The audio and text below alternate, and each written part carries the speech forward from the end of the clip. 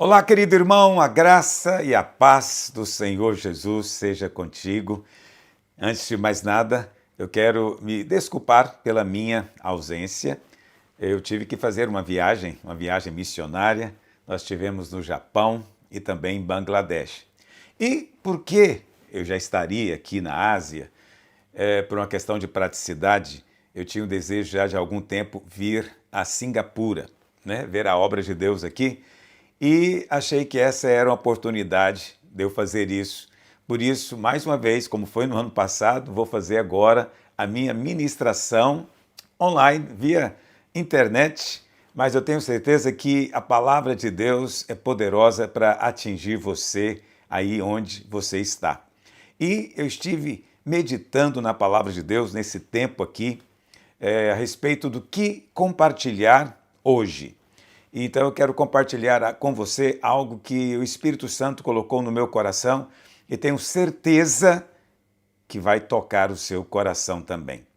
Você que é empreendedor, você que é um profissional liberal, você que é alguém que quer receber de Deus o dom da contribuição, essa palavra é para você. Então, vamos começar lendo a palavra de Deus lá em Lucas, capítulo 16, verso 10.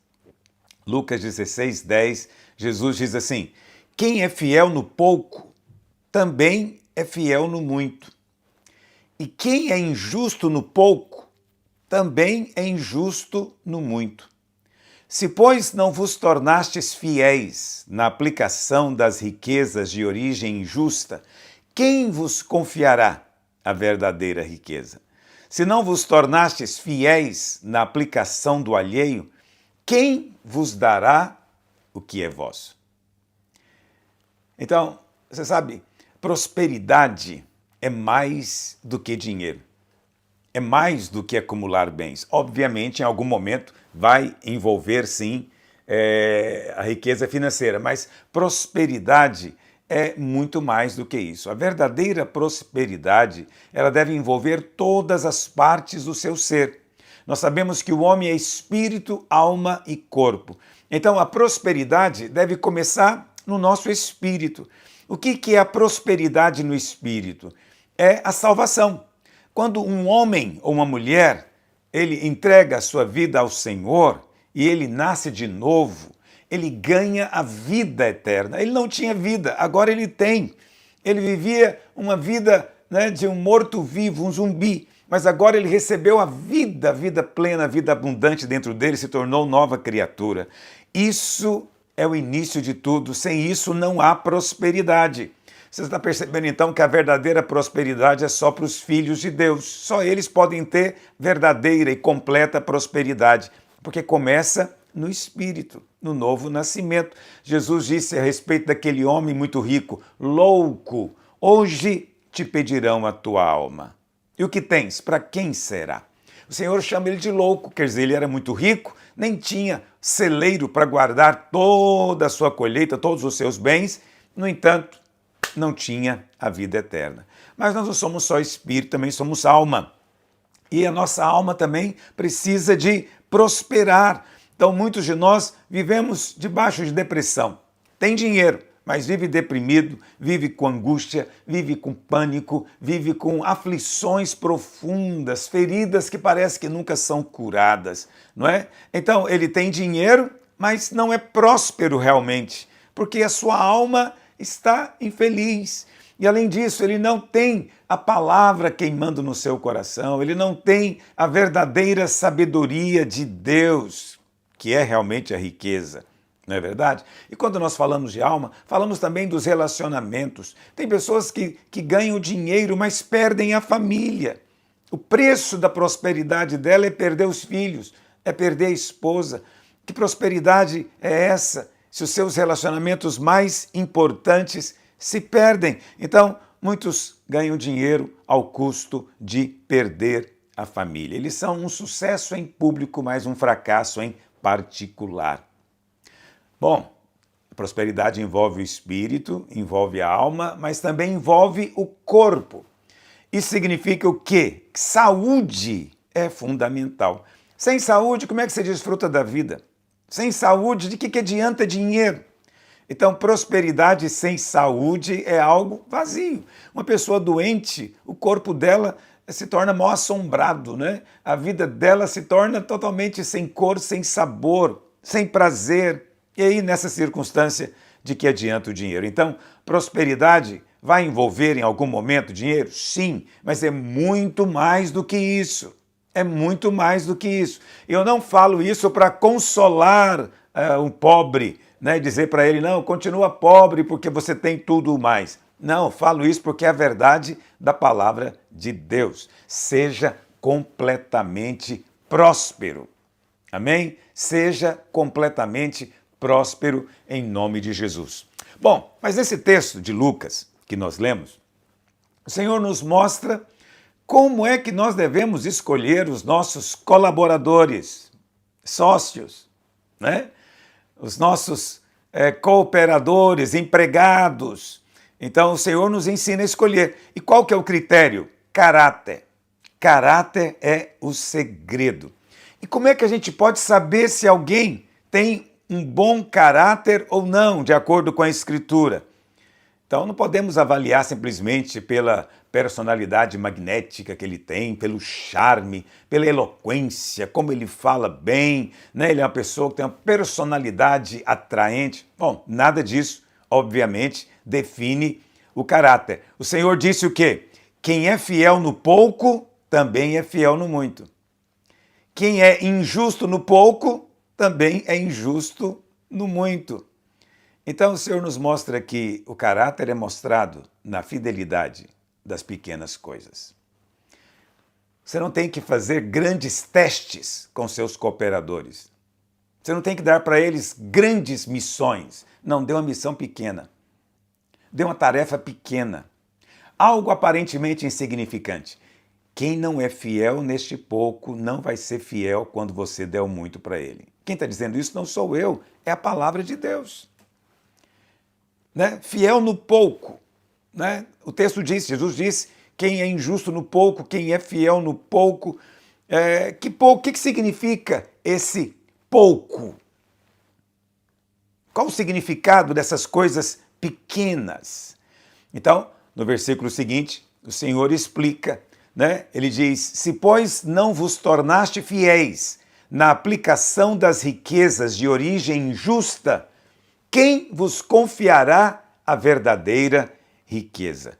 Então, preste atenção, o Senhor está explicando então que as coisas pequenas são as riquezas de origem injusta. E as grandes coisas, ele diz, são as verdadeiras riquezas. Então ele diz que tem as riquezas de origem injusta e tem as verdadeiras riquezas. Se você não é fiel nas riquezas de origem injusta, Deus não vai dar para você a verdadeira riqueza.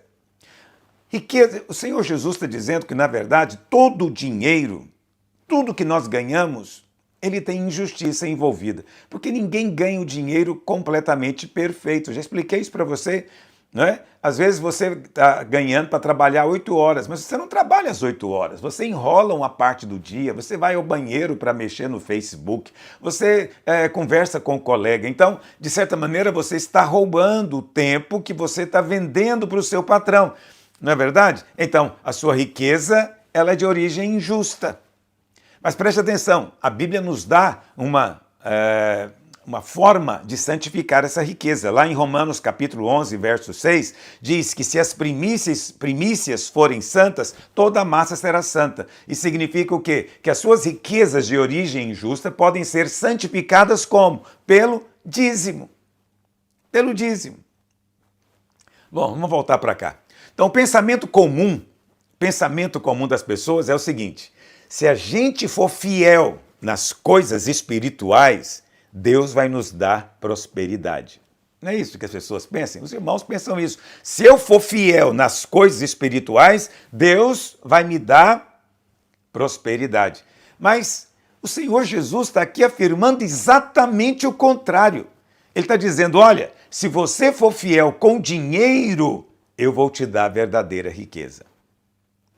Se você for fiel no dinheiro, que são as pequenas coisas, eu vou te dar a verdadeira riqueza, que são as grandes coisas. Não é verdade? Então, Confia no Senhor. Ele é bondoso.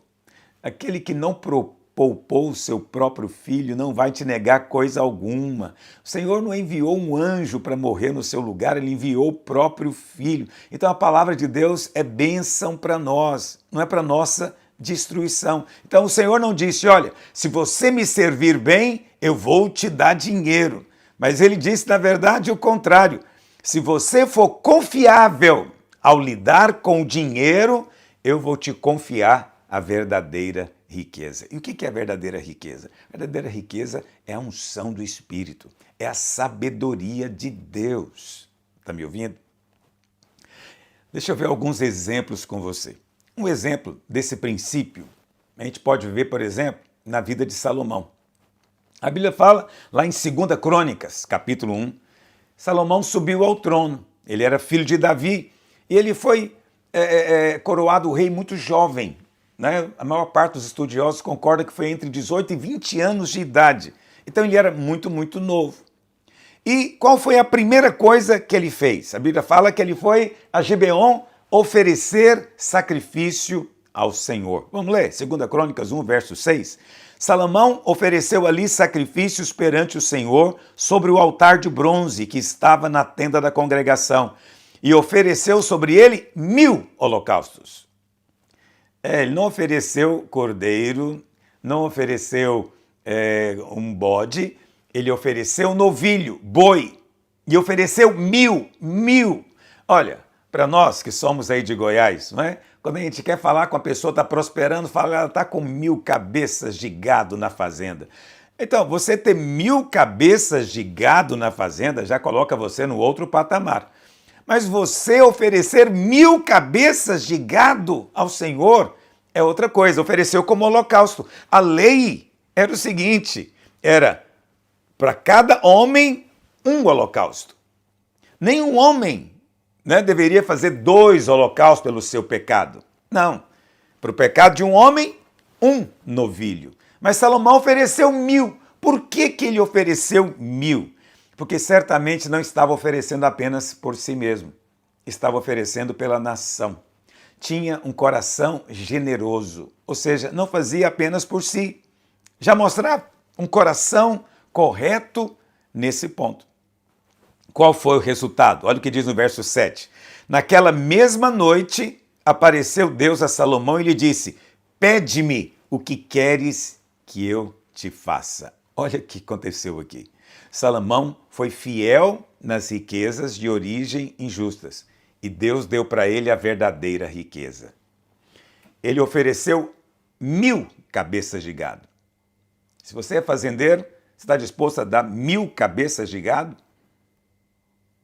Eu nem sei quanto vale um boi hoje. Mas eu não sei, mas eu imagino deve ser de 3 a 5 mil reais. Então é 5 milhões. 5 milhões Salomão fez, sem ninguém mandar. Deus só pediu 1, mas ele deu 1000. Ou seja, ele lidou bem com as riquezas de origem injusta. E o resultado foi que Deus deu para ele o quê? A verdadeira riqueza. O Senhor disse, o que você quer que eu te dê? E ele pediu sabedoria, ele pediu a verdadeira riqueza. Quando você é fiel no pouco, Deus te dá um muito. Quando você é fiel nas riquezas de origem injusta, você ganha a verdadeira riqueza. Abraão é um outro exemplo. A Bíblia fala, lá em Gênesis, no capítulo 15, que Deus apareceu para Abraão. Gênesis 15, verso 1. Deus apareceu para Abraão e disse, Abraão, não temas, eu sou o teu escudo e o teu galardão será sobremodo grande. Puxa vida, isso é uma coisa muito boa de ouvir, não é verdade? Mas galardão, o Senhor chega e promete um galardão para Abraão. Quando a gente pensa em galardão, galardão significa recompensa. Quando a gente pensa em galardão, recompensa, nós pensamos que uma obra foi feita antes. Quer dizer, alguém fez algo e agora, porque ele fez aquilo, vai ganhar uma recompensa. Mas o que Abraão tinha feito? O que Abraão tinha feito até essa altura, não é?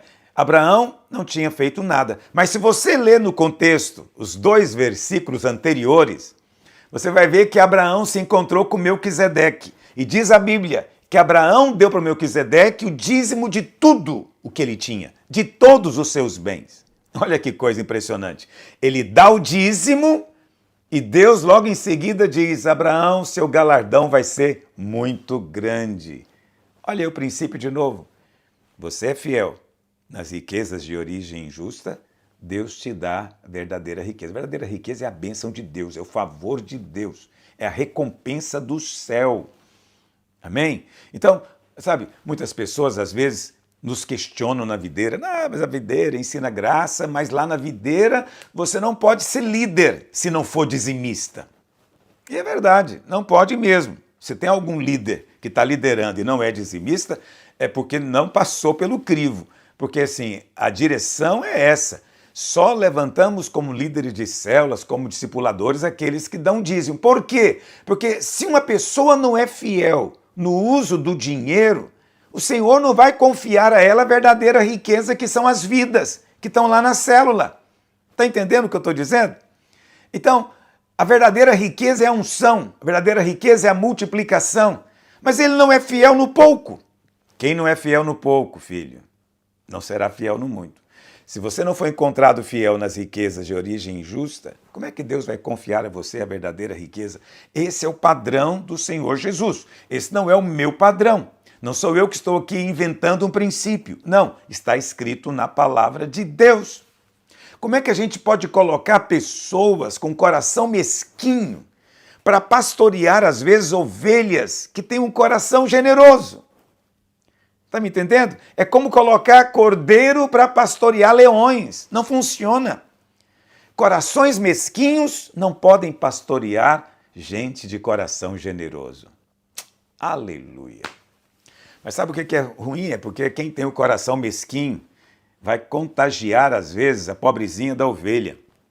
E ela pode vir a se tornar como ele. Então, nós temos que ser criteriosos, usando o critério da palavra de Deus. Esses conceitos não são humanos, são conceitos divinos. Não resista às coisas de Deus. Eu estava aqui na viagem e ouvindo uma piadinha. Diz que um grande navio de guerra americano, de longe avistou uma pequena luz que parecia ser um barco no caminho deles. E aí o comandante do navio pegou lá o microfone no alto-falante e falou: aqui é o capitão fulano de tal, né? Eu te ordeno que saia do caminho, porque você vai colidir com o navio. E ninguém respondeu nada. Ele pegou o microfone de novo e falou: este é o último aviso, aqui é o capitão fulano de tal, né? Saia do caminho para que não haja uma colisão. Aí de repente veio um chiado no rádio em resposta dizendo: eu sou o João e ordeno que o navio de guerra saia do caminho, porque aqui é o farol. Olha que coisa. Não adianta você querer mandar sair do caminho aquilo que não pode sair de lá. Resistir contra o conceito da palavra de Deus é mandar o farol sair da frente. Não faça isso. Oh, Senhor. Mas o texto termina, no verso 12, com Jesus dizendo assim: se não vos tornastes fiéis na aplicação do alheio, quem vos dará o que é vosso? Sabe, eu considero José um grande exemplo desse princípio aqui. José, ele tornou o Egito a nação mais rica daquela época.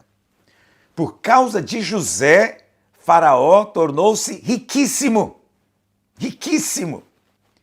Por causa de José. Não é maravilhoso isso?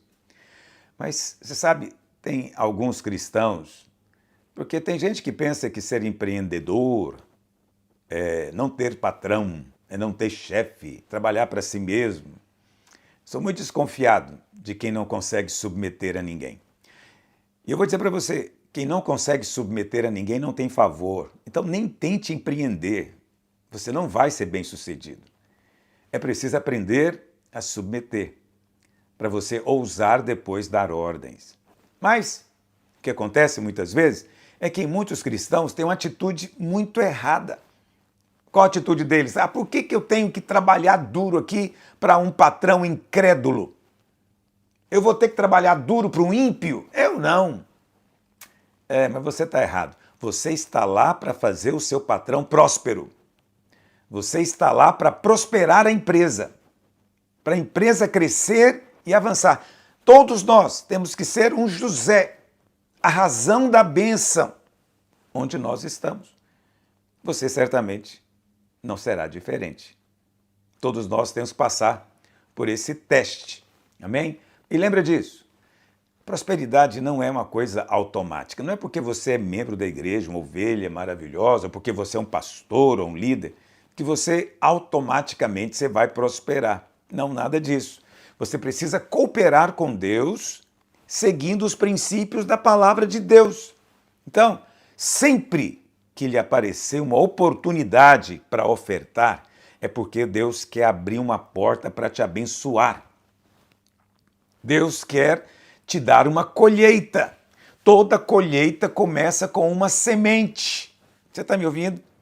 Toda colheita começa com a semente. E Deus prometeu multiplicar toda semente semeada. Não a semente no seu bolso, não a semente na sua conta bancária, somente a semente semeada. Quando você semeia, há promessa de que você vai colher. Aleluia! Vamos falar um pouquinho disso. Você sabe, a Bíblia fala que, falando de José, ele, durante os 7 anos de fartura, guardou o mantimento em celeiros. Aí vieram 7 anos de fome. Quando vieram os 7 anos de fome, as pessoas vieram primeiro e pediram comida. Primeiro eles compraram a comida. José vendeu. Aí acabou o dinheiro. Aí eles vieram e deram gado no lugar da comida. Acabou o gado. Eles vieram e entregaram a terra que eles tinham em troca da comida.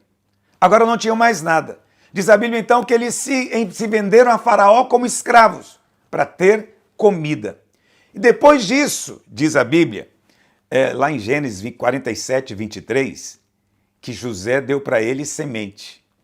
E depois que José deu para eles semente, eles não voltaram mais. Depois que você ganha semente, filho, você não precisa de voltar para pedir coisa alguma. Ganhar a semente que o José, que é o Senhor Jesus, quer te dar, é que faz a diferença. Agora, José deu para eles a semente, ainda estava nos 7 anos de seca. Como é que você dá semente para alguém na seca? Certamente José aprendeu com seu avô Isaac, que semeou em tempos de seca e colheu 100 vezes mais. Ele aprendeu isso em fé, amém? E todo tempo de crise é tempo de semeadura. Você está passando por crise, não fica pensando em crise somente assim do país, né? Crise econômica. Não, às vezes a crise é só sua.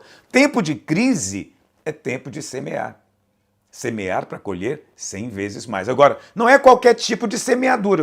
Eu quero concluir falando disso aqui, porque isso aqui é uma coisa realmente importante. Também está no meu coração. Lá em 2 Coríntios 9, verso 6, fala de semeadura. Mas a palavra de Deus nos coloca um princípio muito, muito importante, que eu quero enfatizar com você. 2 Coríntios 9, 6 diz assim: e isto afirmo, aquele que semeia pouco, pouco também ceifará. E o que semeia com fartura, com abundância também ceifará. Cada um contribua segundo tiver proposto no coração, não com tristeza ou por necessidade, porque Deus ama a quem dá com alegria. Deus pode fazer-vos abundar em toda graça, a fim de que, tendo sempre em tudo ampla suficiência, superabundeis em toda boa obra. Então preste atenção. Volta aí para o verso 6. A palavra do Senhor diz: aquele que semeia pouco, pouco também ceifará. O que semeia com fartura, com abundância, ceifará. Preste atenção. Qual que é o conceito comum aqui? Para a maior parte das pessoas, semear pouco é dar pouco dinheiro. E semear muito é dar grande quantidade de dinheiro. No entanto, esse texto não está falando de quantidade, tá bom? De valores. Ele está falando de atitude.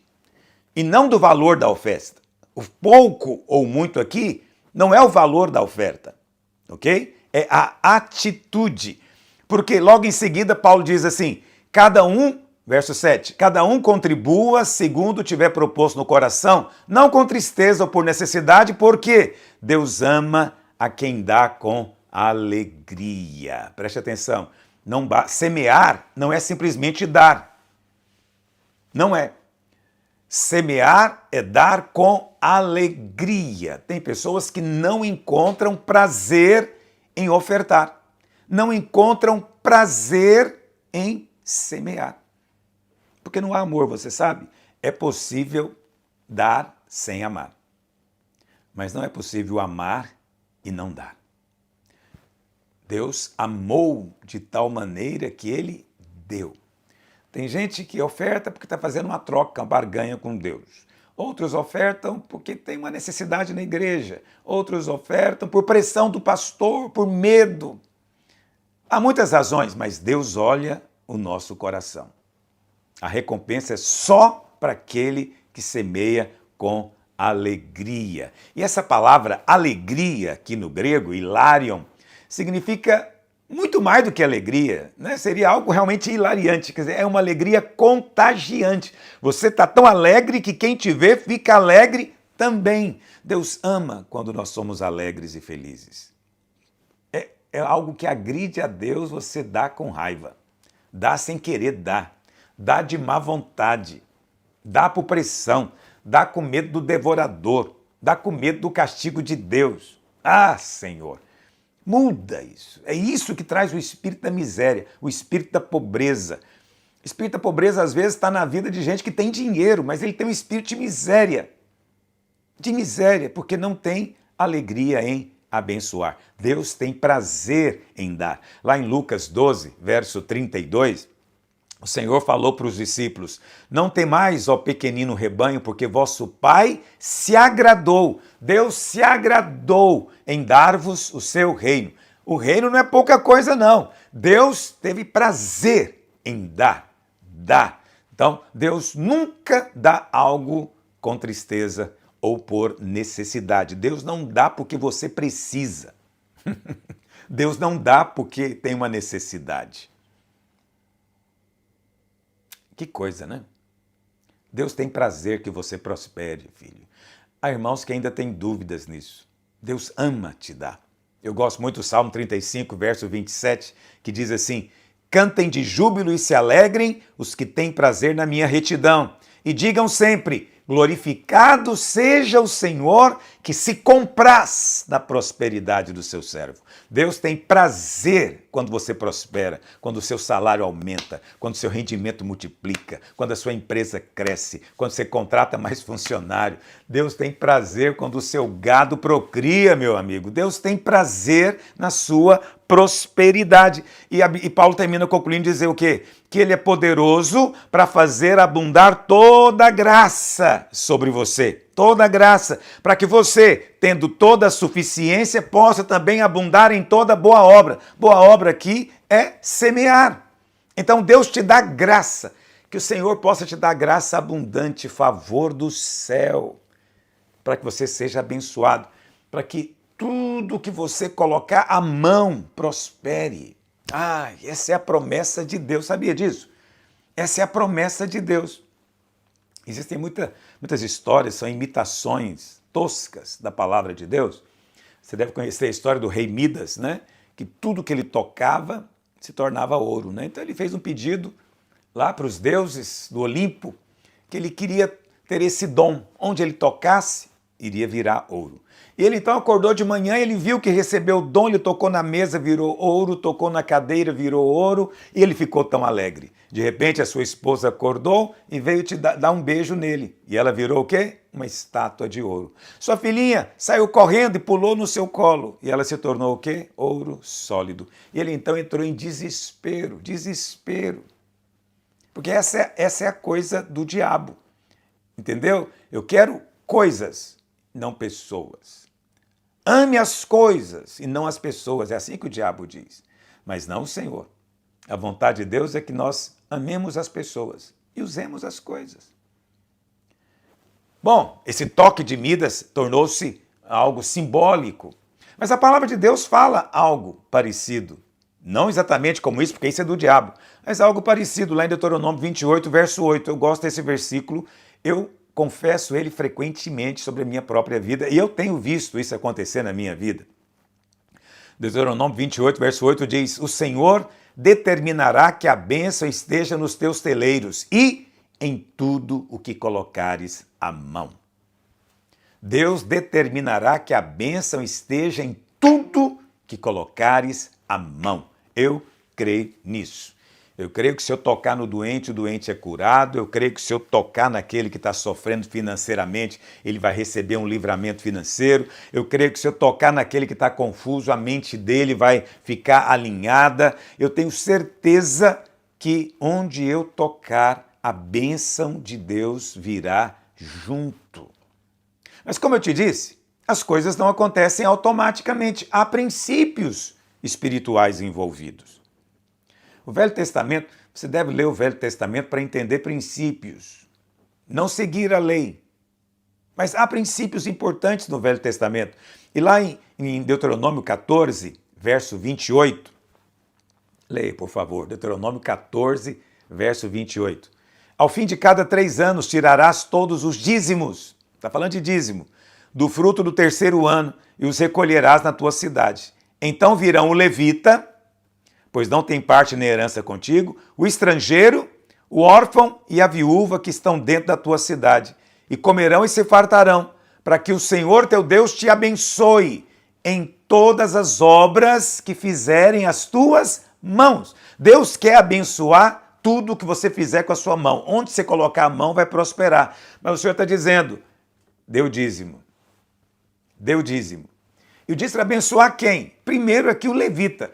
Olha, o levita, num aspecto bem específico, ele aponta para aqueles pastores que hoje vivem do ministério. Mas quantos têm disposição de abençoar o pastor? E aqui eu não estou falando de mim, ok? Quantos têm disposição? Não é? Mas ele quer dizer, eu vou ser abençoado em tudo colocar a minha mão. Mas você está deixando o seu pastor passar por dificuldade. O estrangeiro, quem é o estrangeiro? É aquele que não é crente, que não é da igreja. Como agora nós estamos aí ajudando pessoas do Rio Grande do Sul. Temos que ajudar primeiro os irmãos da fé, mas também tem que ajudar o estrangeiro. Estrangeiro aqui é o estranho à igreja. O órfão e a viúva são os pobres. Então, não podemos esconder de abençoar. Deus abençoa aquele que é generoso. Amém? Generoso. Quando Deus deu sabedoria para Salomão, a Bíblia fala que Salomão também ganhou um coração generoso. Vou te dizer algo muito sério sobre generosidade. Sabedoria sem generosidade torna-se manipulação. Muito ruim. Mas generosidade sem sabedoria torna-se você manipulado. Olha, uma boa frase instagramável. Sabedoria sem generosidade faz de você um manipulador. Mas generosidade sem sabedoria torna-se você alguém manipulado por outros. Então, seja generoso com sabedoria. Deuteronômio 15, verso 7. Olha o que a palavra de Deus diz. Quando entre ti houver algum pobre de teus irmãos em alguma das tuas cidades, na tua terra, que o Senhor teu Deus te dá, não endurecerás o teu coração, nem fecharás as mãos a teu irmão pobre, antes lhe abrirás de todo a mão e lhe emprestarás o que lhe falta, quanto baste para a sua necessidade. Isso está no verso 7 e 8. Agora pula para o verso 10, que é onde eu quero frisar para você. Livremente lhe darás. Você vai abençoar esse irmão pobre. Mas, olha aqui o que a palavra de Deus diz. Não seja maligno no teu coração. Não seja maligno o teu coração quando lhe o deres.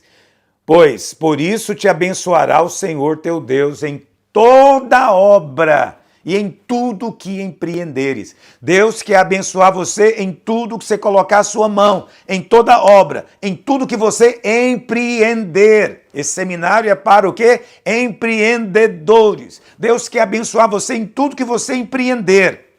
Mas tem uma condição aqui. Não tenha um coração maligno. Coração maligno. O que é um coração maligno? Vou te dizer o que é. É um coração que dá sem alegria. O Senhor diz, quando você der, se houver um necessitado, você não encolhe a mão. Mas quando você der, tenha cuidado. Não dê com o coração maligno. Tem gente que dá com raiva. Eu fico vendo pessoas que abrem a janela do carro e jogam o dinheiro para o mendigo. Jogam. O mendigo sai catando no chão. Isso é um coração maligno. E está pensando que está fazendo alguma coisa? Não está fazendo nada. O que você acha que acontece com alguém que tem um coração maligno? Eu não sei, mas eu não quero ter. E como é que você não tem um coração maligno? Quando você dá com alegria. Deus ama quem dá com alegria. Pastor, mas Deus não ama todo mundo. Deus ama a todos. É verdade. Deus ama a todos. Mas existe um amor especial para alguns. Vou te explicar. Vamos supor que você tem 3 filhos. 3 filhos. Ok? Um dia você está ali, vai sair de casa, e o mais novo corre para você, abraça, te dá um beijo e fala, papai, tenho tanto orgulho de ser seu filho. Amo tanto você, papai. E ele te beija de novo e sai correndo a brincar com os outros. Veja, você ama os 3. Eu diria que você ama igualmente. Mas esse menino acabou de ganhar um amor especial. É verdade ou não é? A mesma coisa acontece com Deus. Ama todos os seus filhos, mas tem filho que dá com alegria. E quando você dá com alegria, Deus lembra dele mesmo. Porque ele não deu Jesus com raiva, não deu Jesus chateado. Ele deu com alegria. Ele deu com alegria. A sua salvação te foi dada com alegria. Ele não é um salvador que te salva com raiva. Ah, quantas vezes vou ter que te salvar? Ah, você vive caindo e levantando. Não, ele é um salvador que te salva com alegria. Porque Deus não dá por tristeza ou necessidade. Deus dá por alegria. E ele ama a quem dá com alegria. Muitos anos atrás, uma pessoa chegou em mim com notebook, naquela época era notebook, hoje em dia, né, poucas pessoas usam, mas ele abriu o notebook, me mostrou uma planilha que ele anotava todas as ofertas que ele dava, anotava tudo. Eu falei, por que você faz isso? Ele falou, porque eu creio na promessa que eu vou receber 100 vezes mais. Eu estou anotando para saber, quando essa bênção chegar, se está batendo com 100 vezes aqui. Você sabe, meu coração ficou desconfortável com aquilo. Que coisa triste. Ele não estava dando com alegria. Ele estava dando só porque ele quer 100 vezes mais. E como se estivesse aplicando em alguma ação da Bolsa de Valores. Que coisa triste. Você sabe, mesmo Deus me abençoa quando eu dou. Mas mesmo que Deus dissesse que não vai abençoar, Deus me deu um coração que quando eu estendo a mão e dou algo, a alegria que eu vejo no olhar, na lágrima do outro, meu querido, não tem dinheiro que paga. Só isso já seria a minha recompensa. Mas Deus é tão bom que Ele recompensa quem dá com alegria. Então, cuidado com planilhas, onde você está anotando tudo, com o objetivo de, na hora certa, cobrar de Deus. Quando você planta, você colhe. Para encerrar, eu estava lendo lá em João, capítulo 21, Jesus tinha ressuscitado e apareceu para os discípulos lá no mar da Galileia. E era bem cedo, de manhã, os discípulos tinham saído para pescar, né? Estavam no barco. E o Senhor apareceu na praia. E o Senhor então pergunta para eles, vocês têm alguma coisa de comer? E eles dizem, nós pescamos a noite inteira, mas não pegamos nada. Não pegou nada. O Senhor diz, então lança a rede do lado direito. E a Bíblia fala que eles lançaram a rede e não podiam arrastar a rede da quantidade de peixe. Você vê, o mar era o mesmo, o pescador era o mesmo, mas tinha uma coisa diferente agora. O favor, a bênção. Eles então foram para a praia, arrastaram a rede até a praia. Mas quando eles chegaram na praia, diz a palavra de Deus, no verso 9, João 21, 9, que Jesus já tinha assado peixe e pão para eles.